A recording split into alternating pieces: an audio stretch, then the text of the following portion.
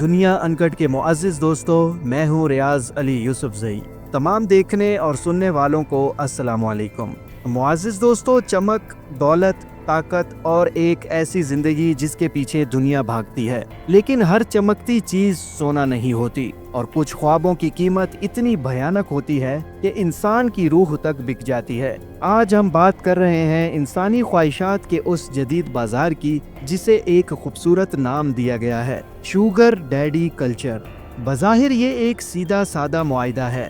ایک امیر کامیاب مرد ایک نوجوان لڑکی کی تمام مالی ضروریات پوری کرتا ہے، اور بدلے میں وہ لڑکی اسے اپنا وقت اور توجہ دیتی ہے۔ اسے جدید دور کا رشتہ کہا جاتا ہے، لیکن کیا یہ واقعی ایک رشتہ ہے یا جسم اور ضمیر کے اس سودے کی ایک نئی خطرناک شکل ہے جسے سوشل میڈیا کی چمک دمک میں چھپا دیا گیا ہے؟ آئیے اس سونے کے پنجرے کے اندر جھانک کر دیکھتے ہیں کہ اس میں قید تتلیوں کی حالت کیا ہے۔ معزز دوستو، اس کھیل کے اصول نئے اور الفاظ بہت مہذب ہیں۔ یہاں جسم فروشی کو کمپینین شپ کہا جاتا ہے، گاہک کو شوگر ڈیڈی یا اسپانسر کا درجہ دیا جاتا ہے، اور بکنے والی لڑکی کو شوگر بیبی کہہ کر معصومیت کا ایک لبادہ اوڑھ دیا جاتا ہے۔ یہاں تک کہ پیسے کی لین دین کے لیے بھی خاص اصطلاحات ہیں۔ الاؤنس یعنی ماہانہ جیب خرچ، یا پی پی ایم یعنی پے پرمنٹ یعنی ہر ملاقات کی قیمت۔ ایک بہت مہنگے کیفے میں ایک امیر شخص ایک نوجوان لڑکی سے بات کر رہا تھا۔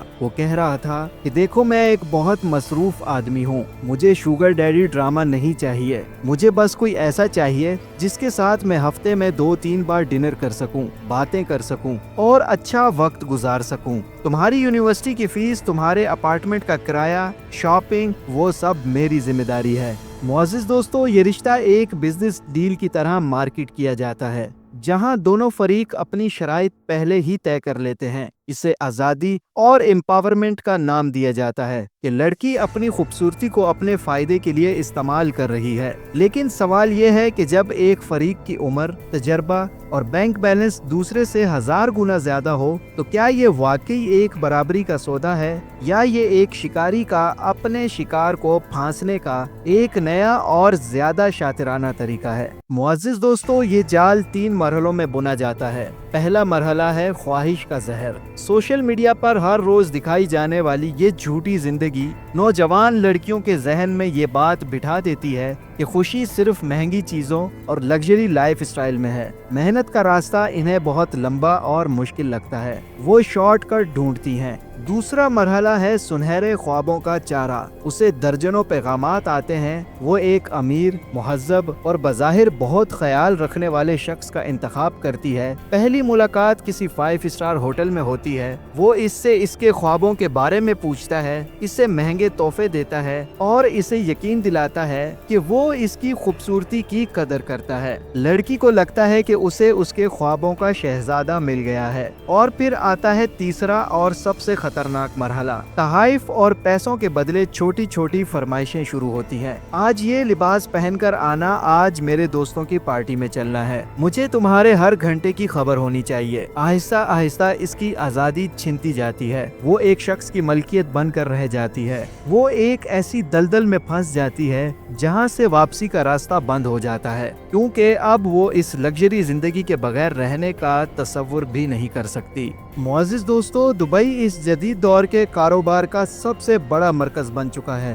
دنیا بھر سے لڑکیاں انفلوئنسر یا ماڈل بننے کا خواب لے کر یہاں آتی ہیں۔ یہاں انہیں ایسے شوگر ڈیڈیز ملتے ہیں جو صرف مقامی نہیں بلکہ دنیا کے امیر ترین شیخ، بزنس مین اور سیاست دان ہوتے ہیں۔ یہاں پارٹیاں عام نہیں ہوتی، یہ یاٹ پارٹیاں ہوتی ہیں جہاں درجنوں لڑکیاں اور چند امیر مرد ہوتے ہیں۔ یہ ایک پورا ایکو سسٹم ہے۔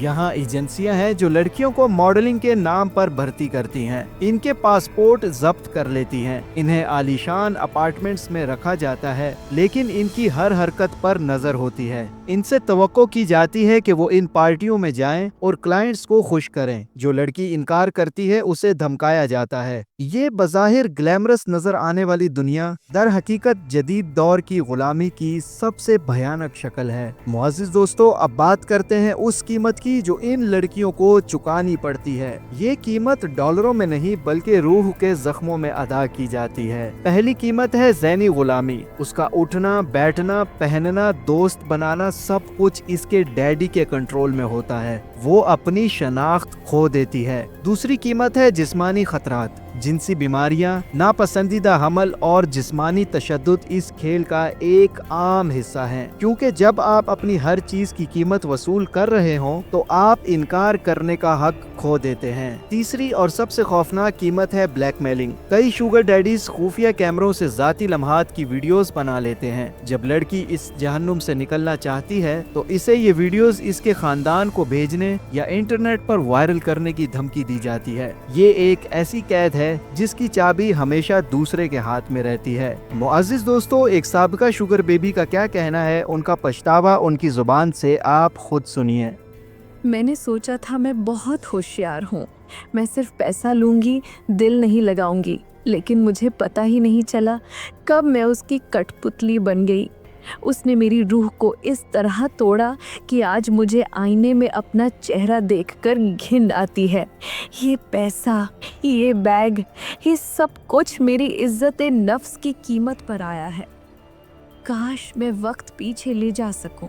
मुअज़्ज़िज़ दोस्तों, शुगर डैडी कल्चर सिर्फ चंद लोगों की कहानी नहीं, ये हमारे मुआशरे के उस कैंसर की अलामत है जहां मेहनत को बेवकूफ़ी और शॉर्टकट को कामयाबी समझा जाने लगा है। ये इस खोखलेपन की निशानी है जहां इंसानों की कदर उनके किरदार से नहीं बल्कि उनके बैंक बैलेंस और इंस्टाग्राम फॉलोअर्स से की जाती है। ये सोने का एक ऐसा पिंजरा है जिसे लड़कियां अपनी मर्जी से चुनती हैं, ये सोचे बगैर कि जो परिंदे सोने के पिंजरों में कैद होते हैं वो उड़ना भूल जाते हैं। मुअज़्ज़िज़ दोस्तों, मैं था रियाज अली यूसुफज़ई। मुझे दीजिएगा इजाज़त। मिलते हैं किसी और हैरत अंगेज, सच्चे और अनोखे वाक़ये के साथ। तब तक के लिए अल्लाह निगहबान।